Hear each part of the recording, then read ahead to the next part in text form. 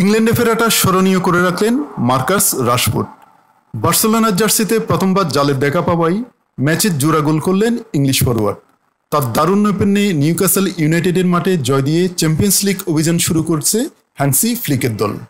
Saint James পার্কে বৃহস্পতিবার রাতে স্প্যানিশ চ্যাম্পিয়নরা 2-1 গোলে হারিয়েছে স্বাগতিকদের।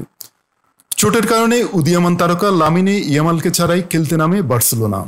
বল দখলে 65% আধিপত্য আর 19টি শটের মধ্যে 5টি লক্ষ্য রেখেছিল তারা। অন্যদিকে নিউক্যাসল 10টি শট নিয়ে 6টি লক্ষ্য রাখতে সক্ষম হয়। ম্যাচের শুরু থেকেই দুই দল তৈরি করেছিল আক্রমণ ও পাল্টা আক্রমণ। 9 মিনিটে প্রথম বড় সুযোগ পায় নিউক্যাসল। হার্ভে বার্নসের শট টেকান বার্সেলোনার স্প্যানিশ গোলরক্ষক হুয়ান গার্সিয়া। 24তম মিনিটে একইভাবে বার্নসকে রুখে দেন তিনি। প্রথমার্ধে কোনো গোল হয়নি।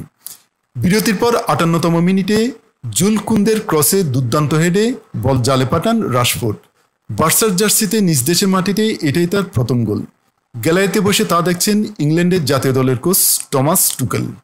67তম মিনিটে দর্শনীয় গোলে ব্যবধান দ্বিগুণ করেন রাশফোর্ড। প্রতিপক্ষের পা থেকে বল কাড়ার পর এক ডিফেন্ডারকে কাটিয়ে দূরপাল্লা শটে জালে পাঠান তিনি। বল পোস্টে লেগে জালে জড়ালে উল্লাসে ফেটে পড়ে বার্সা সমর্থকরা। শেষ মুহূর্তে নিউক্যাসল ব্যবধান কমায়। 90তম মিনিটে জ্যাকব মার্ফির পাস থেকে গোল করেন গর্ডন। তবে ম্যাচে ফিরতে পারেনি স্বাগতিকরা।